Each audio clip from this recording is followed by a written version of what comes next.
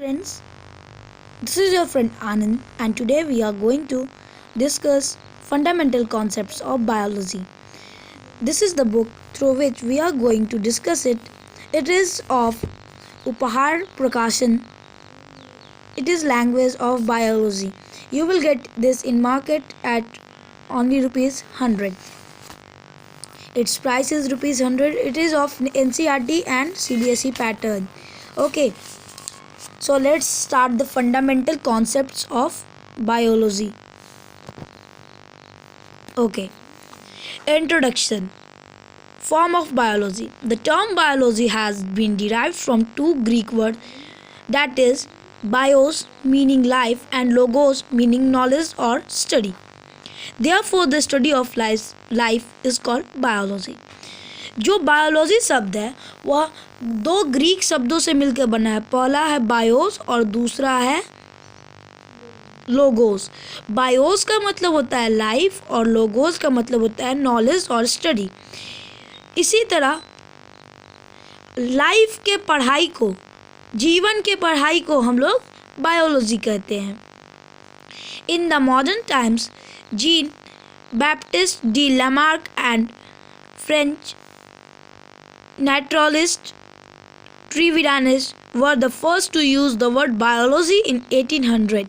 Okay, जो कि Jean Baptiste D Lamarck और ट्रीविरानस थे, उन्होंने सबसे पहले बायोलॉजी वर्ड का यूज़ किया था, जो कि 1800 में किया था.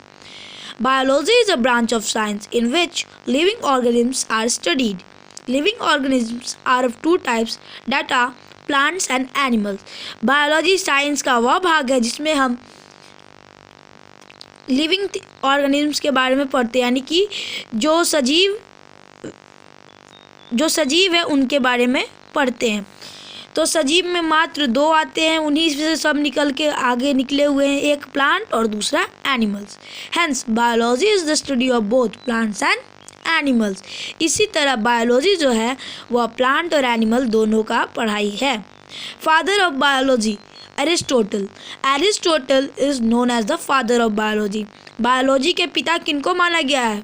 एरिस्टोटल. इसका मतलब ये नहीं कि एरिस्टोटल ने बायोलॉजी को जन्म दिया था. उन्होंने सबसे पहले किसी भी,